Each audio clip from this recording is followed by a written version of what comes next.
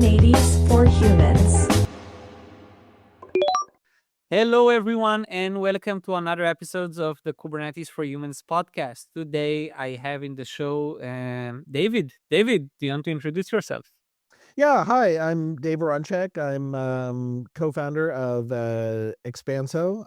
In a previous life, the distributed data company. In a previous life, I was the first non-founding PM for Kubernetes at Google. I led the GKE project. I co-founded Kubeflow, and I've co-founded the open source project Bacalhau, which does compute over data. I also happen to work at several of the major hyperscale clouds.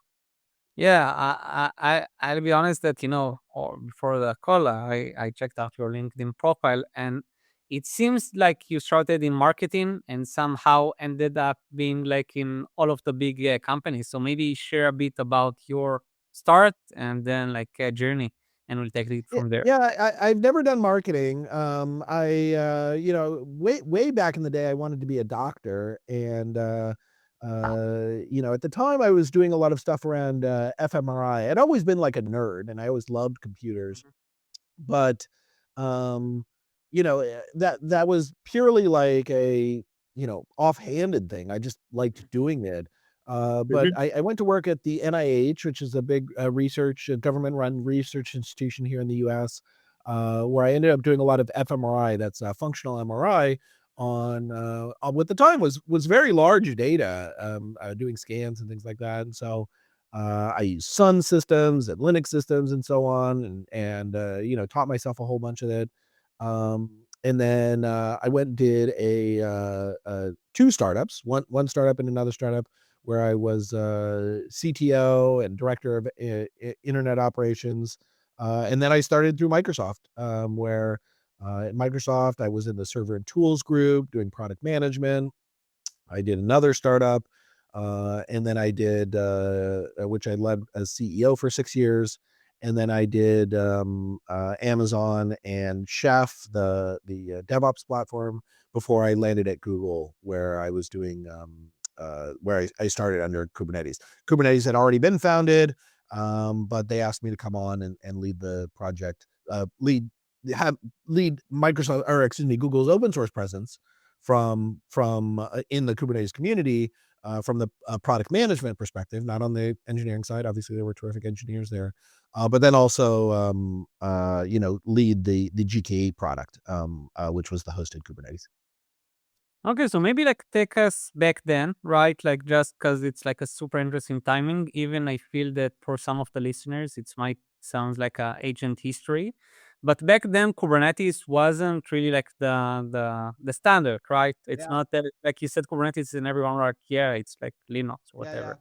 So take us through those days maybe. No, it's really funny because when I took the job, so I had the job, or they offered me the job in the middle of 2014. And I ended up saying, look, I'd love to work with you, but I'd love to go over to Chef, and I'm really big fan of this declarative, or excuse me, they were imperative DevOps and things like that, which Chef was really at the cutting edge for.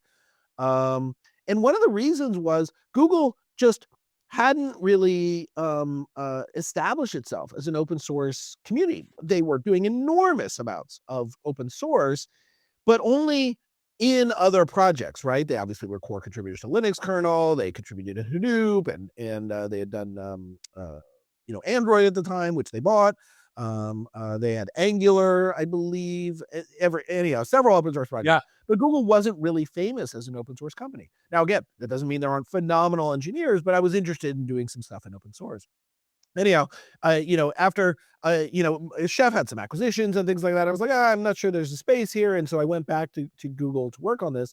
And even at the time, Google was still really trying to figure it out. Google is a phenomenal place to ship software, but it's a phenomenal place at the time to ship software internally. They really hadn't got the motions right for how to do open source product planning and how to let the community lead. They can vote on it, but they're going to lead even when they have very, very deep thoughts about what to do. So that was a really confusing time. In addition to that, some of the most core components were not owned by Google at all. You had Docker, obviously from a container perspective. Yep.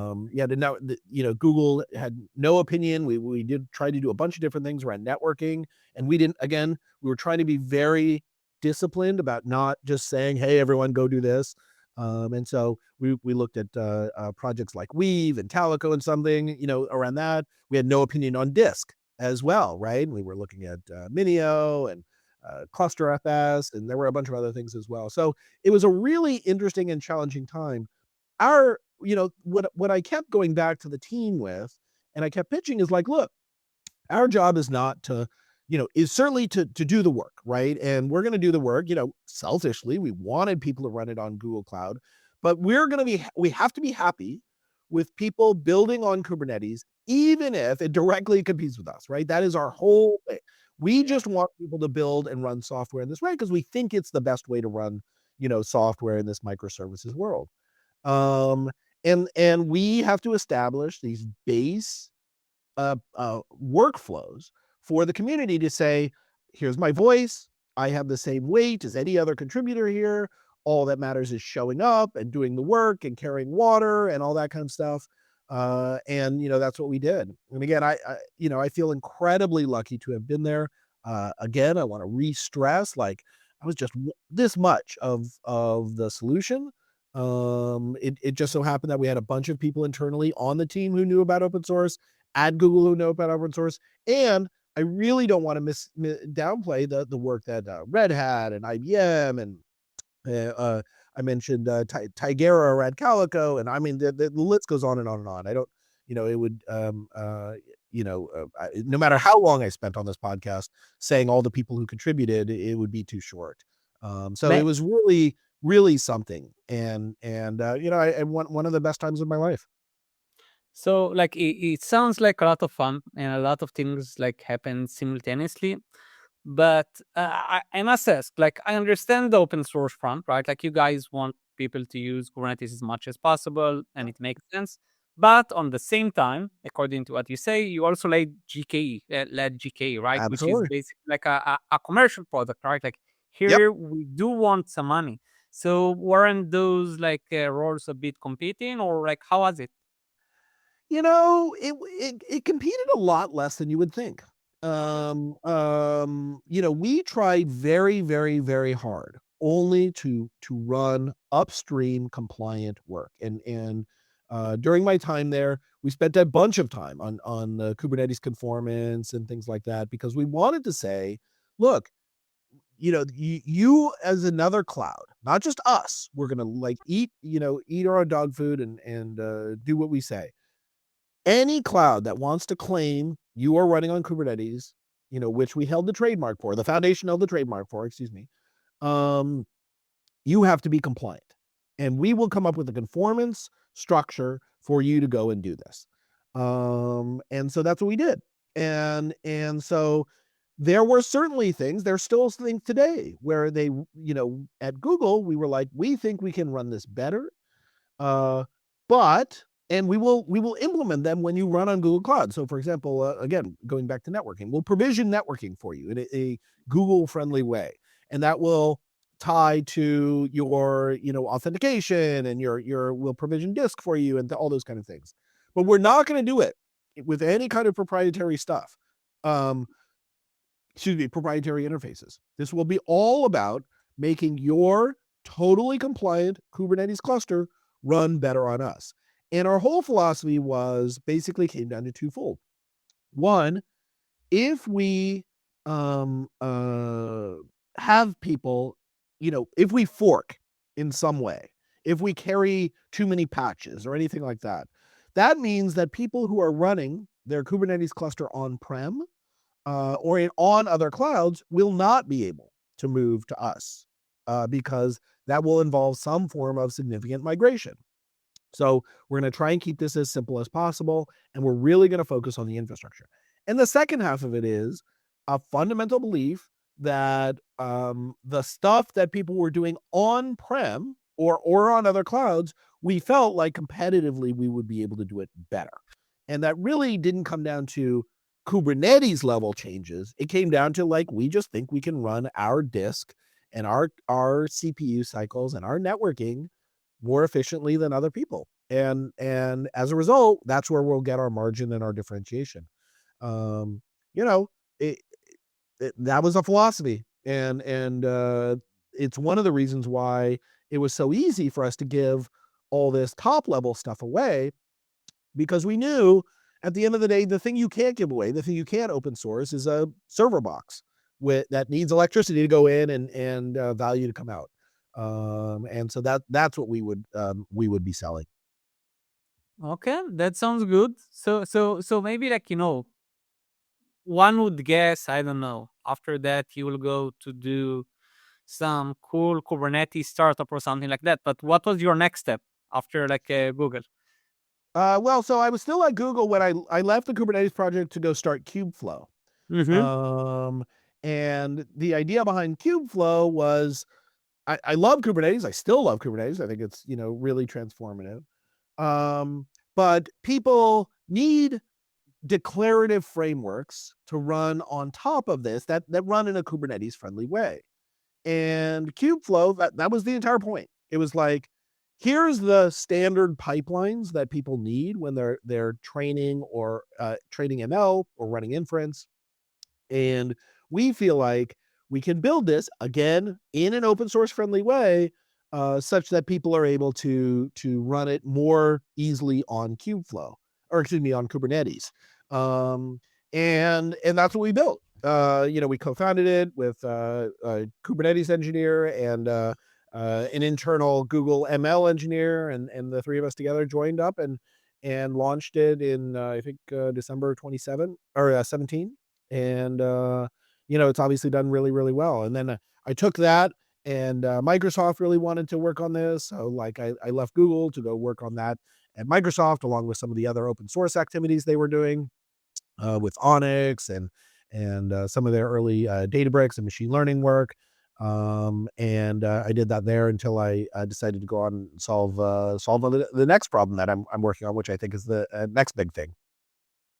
Okay, so like Kubeflow obviously became the most popular project, I want to say, in the data pipeline, and a lot of teams try to copy and like build on top of, right? Yeah. But what was your next stop afterwards?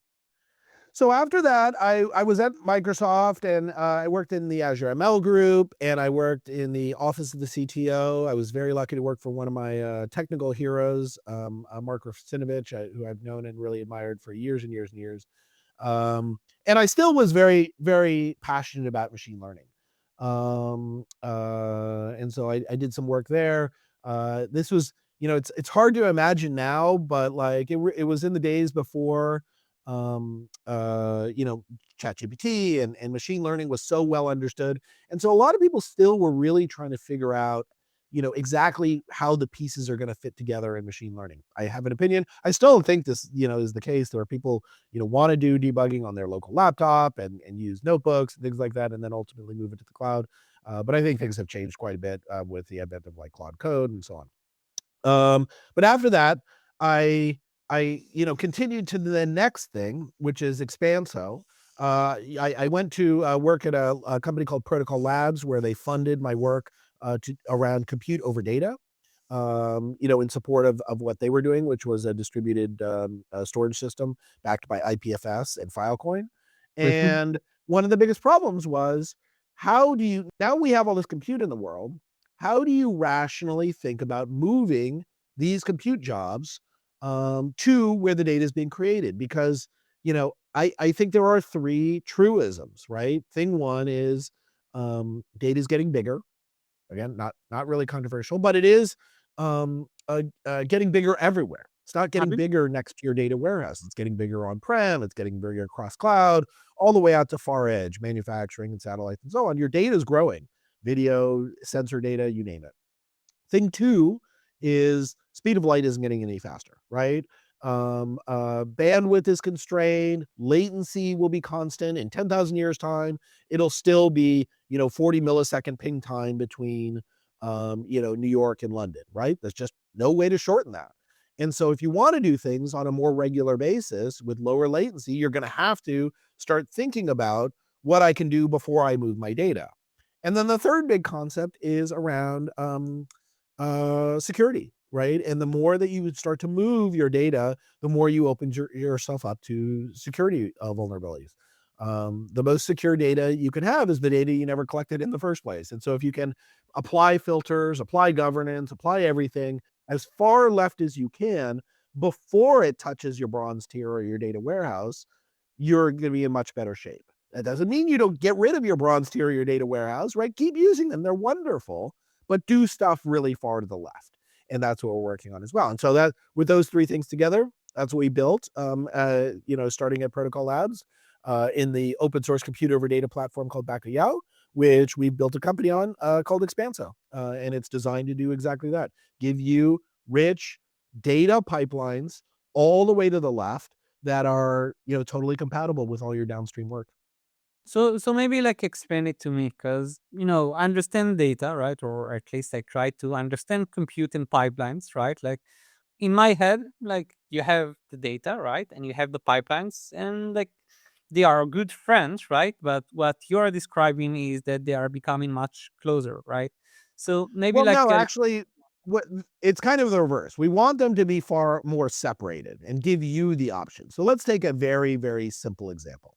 Mhm. Um, we're doing some work with some solar companies, and the solar companies have thousands of solar panels out there in the field, and each solar panel is generating data on an inverter, right? The sun is coming in, and the inverter is converting it into voltage, and then they're using this. Now, this same power company has gas turbines in other locations that are sitting idle, and they want to say, oh, the solar productivity is going down, so we need to spin up that gas turbine that's way over there. And we need to do that thoughtfully, right? We don't want to do it too soon because that means wasting gas and polluting the atmosphere and so on and so forth. So they need that data. Now, the problem is the default setting, there is no way to configure this on these inverters, is to send data every 1 second about the total amount of processing that it's going on, right? Or the total amount of voltage that's going on. Now, these things are spread all over the place. They're connected via Starlink or cable modems or very poor connectivity. Mhm. And in order to do your modeling around this, you don't need data every 1 second. You need data every 10 minutes, right? That is more than enough of a window. And so what you're doing is we give them the power to very easily run this data pipeline, a portion of this data pipeline right next to the inverter, right there on site. I don't have it on a Raspberry Pi. It's not a Raspberry Pi, but you can do it on a Raspberry Pi that can process thousands of machines. And all we're doing is averaging that together and giving them reliable provenance lineage-based data that they can push forward. And now that means, previously, if they were sending all that data through, you're talking about 600 signals per second per inverter, and every solar panel has an inverter on it, right? So you're talking about an enormous amount of data, which you don't need. But if you're able to move a portion of your data pipeline to the left, you can now be much smarter downstream. Now, it still lands on their Databricks or a Snowflake or their Redshift or whatever, but they've taken a portion of that ETL pipeline and shifted it left, meaning they can apply more governance and intelligence upstream and get even faster results. Because otherwise, they would have to wait, potentially days until they were able to download all the data and take action. Okay, I think I understand it now. So what you're saying is like a portion of the computer pipeline now runs in like these solar thingies, right? Like in the end. Yeah, so and it really does apply to just about anything, whether or not you're cross cloud, whether or not you're on-prem, whether or not you're on vehicles or manufacturing or industrial. We do a lot of work with power, a lot of work with telco. It's not on these devices because a lot of times these devices are pretty locked down. Usually it will be right next to those devices where you can collect all this data in a really elegant way.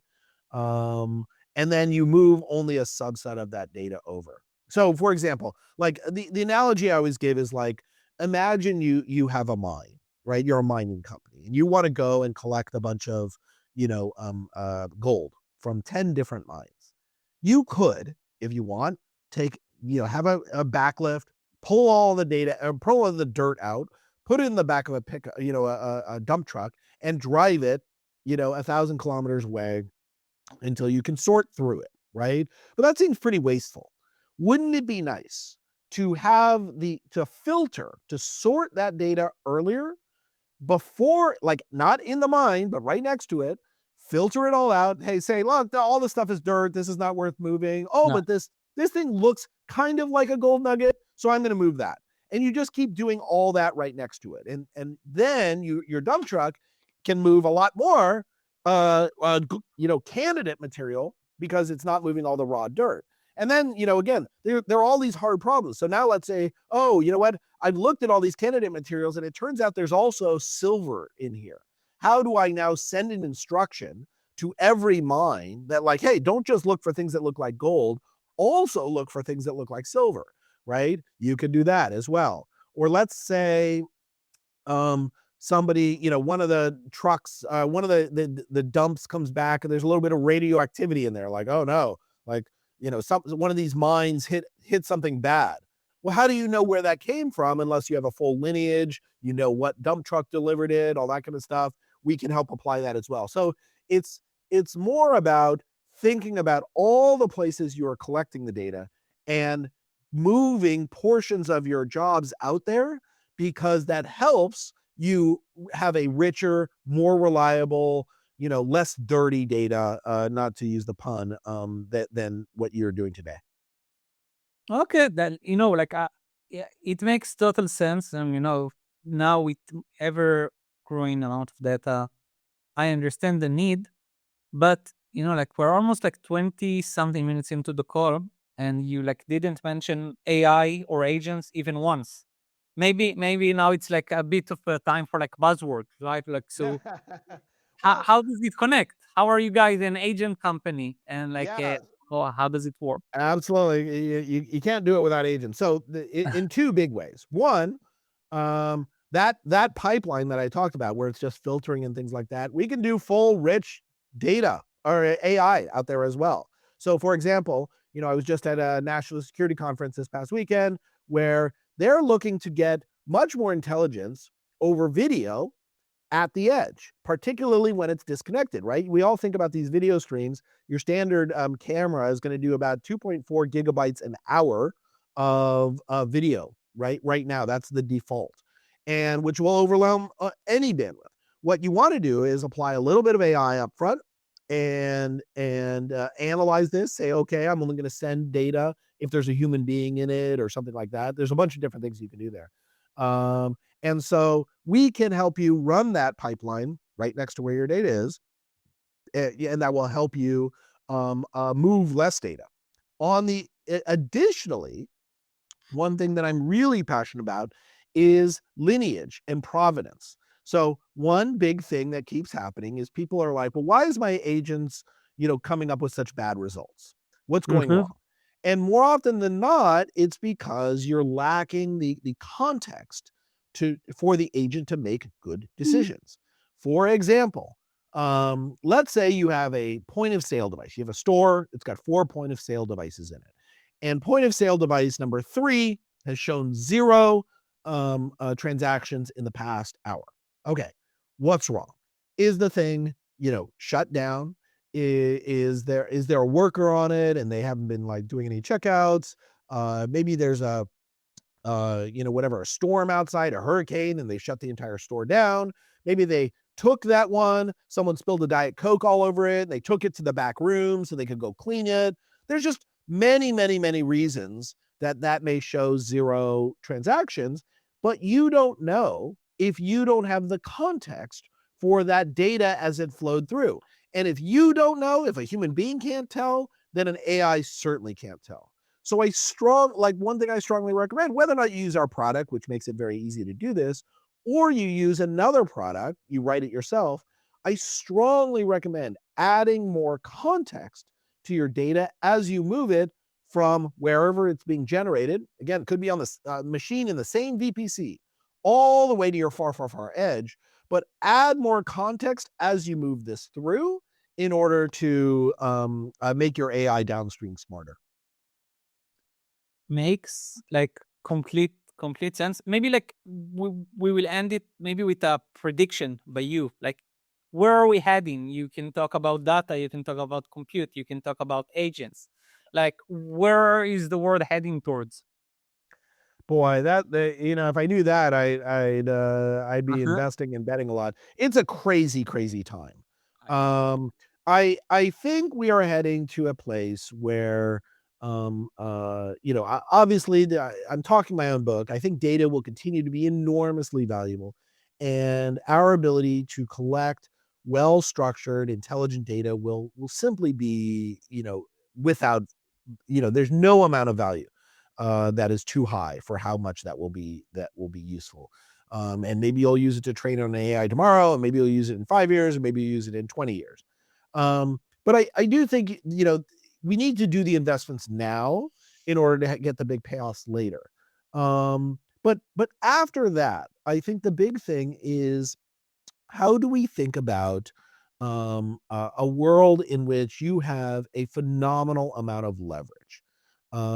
You are one person with 2 eyes and 2 ears, and you can listen to something, and you can go do something, and your brain is probably coming up with 100 ideas a minute, right? And that's fine. Great. Go do that. Use those ideas and go to work on them. But you're bound by the amount of time you have and the amount of diligence you can apply to any one problem and so on. What does it look like when every one of those 100 ideas that you come up with, based on what you see and based on what you hear, can now be acted on? Maybe not all the way, maybe not launch a new company, but like, what does it look like when you can do, like, you can really pursue 20 things at once? And how do they launch? When everyone can produce 20 things at once, what happens?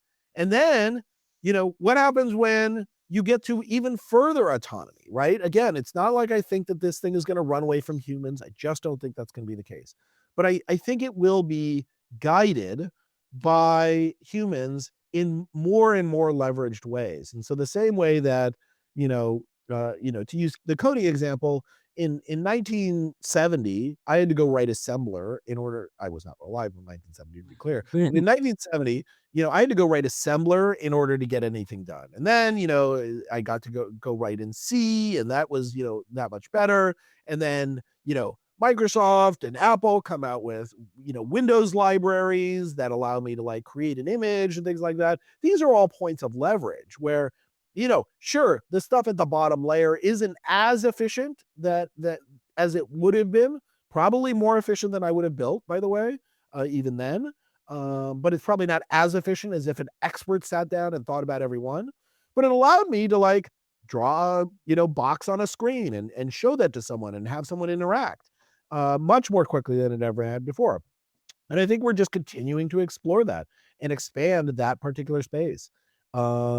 And that's where I see things going, just increasing leverage. We will need to be diligent to make sure it's not, not that it runs away from us in a negative sense, like, the paperclip scenario or whatever, but runs away from us in a sense like, well, I didn't correctly articulate what I wanted it to do. Mm-hmm. And as a result, I was unhappy with the results. That's what I think could still be a problem.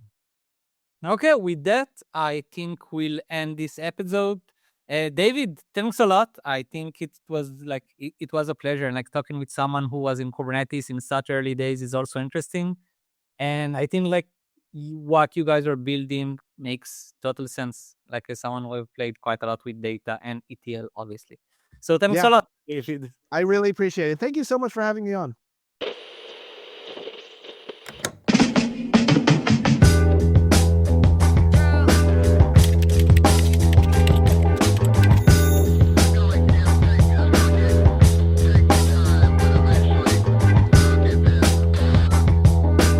Kubernetes